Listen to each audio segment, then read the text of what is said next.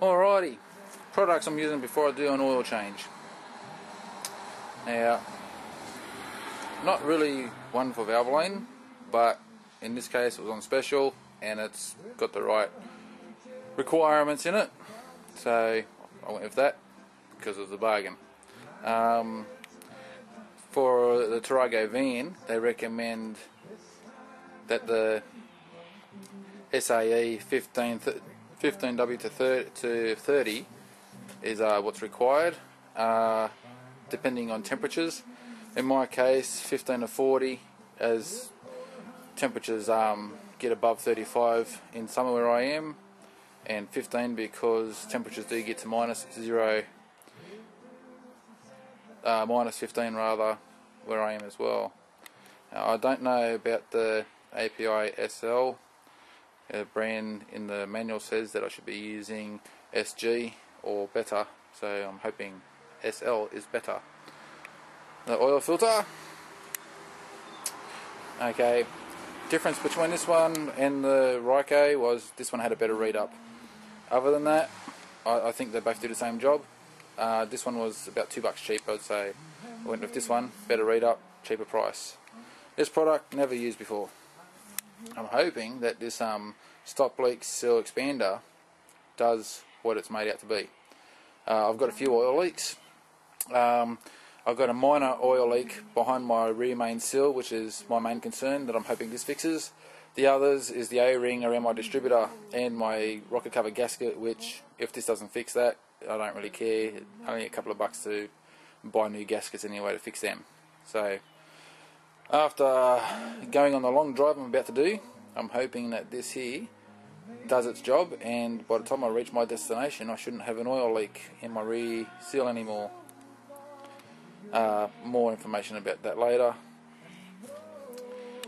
Okay, so they're the products I'm going to use, and I'll also introduce you to my assistant who's going to be helping me. This is my little assistant. She's going to be monitoring me, make sure I do a good job. Aren't she? Okay, leaning underneath the right hand side of the van, at the end of the right door, there's a sump bolt there to drain her out.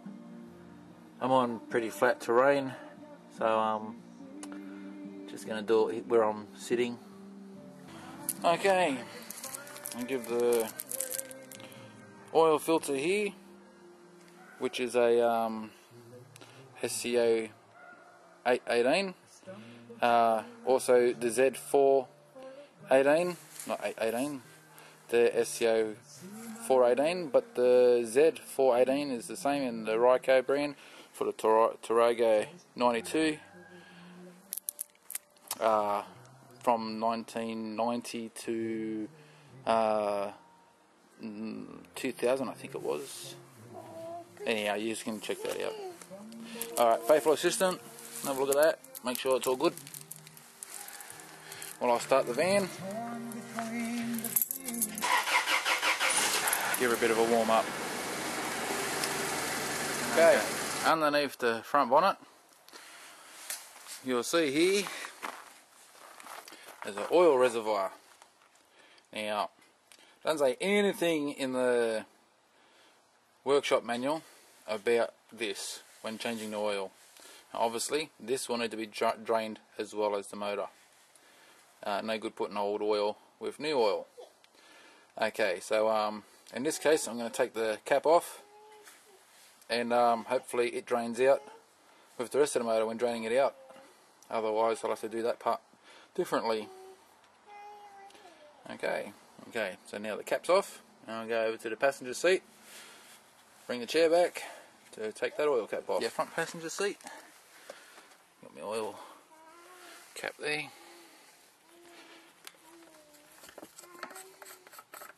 Take that off. Just helps the oil drain out a little bit easier. Okay, so I've got my sump bucket there. Watch out for the exhaust, feels rather warm. And take this out.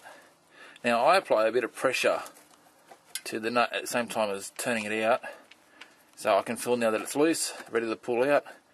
I don't want to have oil spill over my hand. I will get a little bit, so I'll just take that out now. There she goes. You can see the flow there. It's pretty dark. So she hasn't been probably changed for a while. Okay, and the sump nut, you want to make sure that when you finish doing this part, you want to at least keep that somewhere safe so you can find it again. I have a habit of putting it down where I take it out, and then I'm like, crap, where is it? Okay, well, I'll leave that alone for probably the next 20 minutes and come back. Okay, looks like I can't get to the clip on the bottom to drain the oil from the reservoir. So I'm going to try and take the reservoir out from the top. Well, you can see I've already moved the clip back on this one, but the little bugger's so stubborn I can't get her off. I'm going to try the little hot water trick, boil a jug of water, pour over the top, soften the hose. Okay, a little bugger of a hose just won't come off even after heating her up. So I'm going to use a bit of persuasion. I'm going to slit the end for razor blade. Got plenty of hose there to cut a clean tip, push it back on anyway. So cut her up a bit and slide her off. Okay, a little bit of a cut in the end, gave me enough slack on the hose. She's now off. I'll take this reservoir out. Okay, so there's the reservoir out.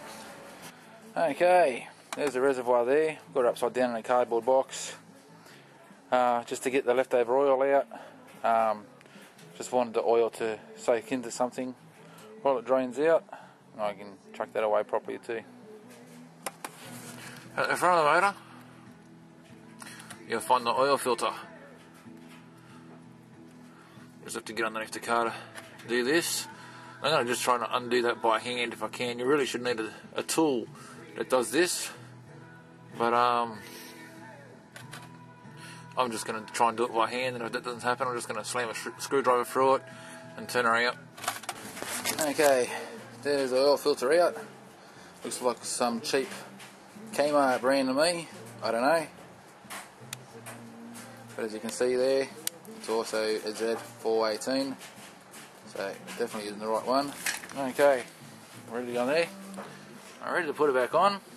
Make sure there's a nice bit of oil around the rim there, so when you twist it on, makes everything a little bit easier to tighten her up. Acts as a sealant as well, so ready to put her on. Okay, there she is. Twist it back onto the motor. Now, I bet everyone's wondering how am I going to tighten that up properly. Well, I'll show you. Okay, that's what I'm going to do. Wrap an old seat belt around her a few times, leaving the clipping mechanism on so you've got somewhere to put a screwdriver in, and tighten her up. Okay, some bolts back in. Remember, tight's tight. Don't over tighten her, you're a threader. Okay, now I'll put this other system back in. Okay, there's my reservoir, all cleaned up. Like I bought one. There you have it. Clips back on. Reservoir's all back on nice and tight. Now I can start putting oil in her. Alright, they say that the motor takes 5.8 litres in total. So I'm going to measure litre for litre exactly how much I put into her. You can see that's on a 1 litre mark there. My senior assistant will probably get upset with me that I used kitchen appliances. But oh well, a couple of bucks, not a worry. Okay, with 4 litres in the motor, exactly 4 metres in the motor, not turned over yet. You can see the shade and the difference there. It's showing on the meter, on the dipstick rather, that the oil is coming up to there, just in the low. I'm going to put a litre of oil in the reservoir, let the motor warm up a little bit, circulate the oil, and then I'll have another look. Actually, I decided to leave the reservoir empty for now while I circulate the motor. Don't want the reservoir adding any extra oil to the motor just yet, so I can get an exact reading. Okay, I Had to put 4.5 litres in so far. She's just showing on the dipstick now. Didn't show nothing on the 4 litres.